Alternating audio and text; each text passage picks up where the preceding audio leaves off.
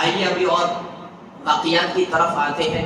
تو علامہ قرطبی نے بیان کیا ہے کہ خلیفہ مامون رشید جب وہ حکمران تھا، اس کے خلافت کے زمانے میں اس نے ایک علمی مجلس کا انعقاد کیا، علمی مجلس کو سجایا، اور اس میں ایک یہودی بھی آیا جس نے انتہائی ادیبانہ اور بہت ہی نفیس گفتگو کی، جس کی گفتگو سے خلیفہ مامون رشید بہت ہی خوش ہو گیا اور کہا کہ تم اسرائیلی رکھتے ہو، یعنی تم یہودی ہو، تم اسلام کو کیوں قبول نہیں کرتے ہو؟ اتنا علم ہے.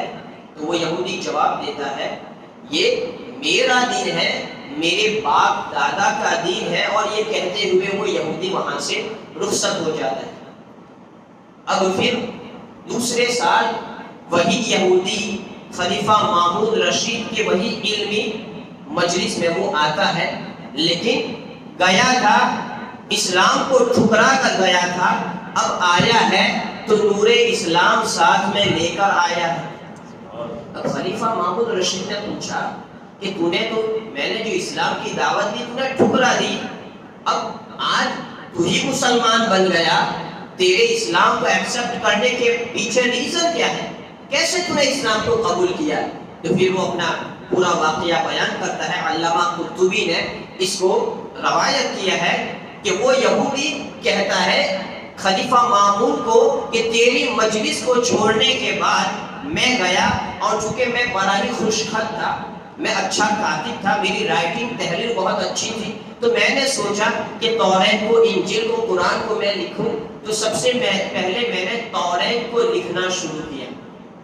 توریت کے 3 نسخے میں نے لکھے، لیکن اس میں رد و بدل کے ساتھ میں نے اس میں کچھ ترمیم کو اضافہ کر دیا. پھر اس توریت کو لے کر میں یہودیوں کے معبد میں گیا، اور میں نے جب ان نسخوں کو فروخت کرنا چاہا تو یہودیوں نے ان نسخوں کو ہاتھوں ہاتھ لے لیا.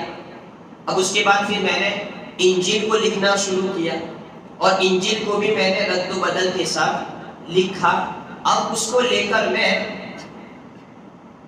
عیسائیوں کے گرجا میں گیا تو عیسائیوں نے بھی اس کو ہاتھوں ہاتھ لے لیا. اب پھر میں نے قرآن کو بھی لکھا، اور قرآن میں بھی میں نے رد و بدل کیا.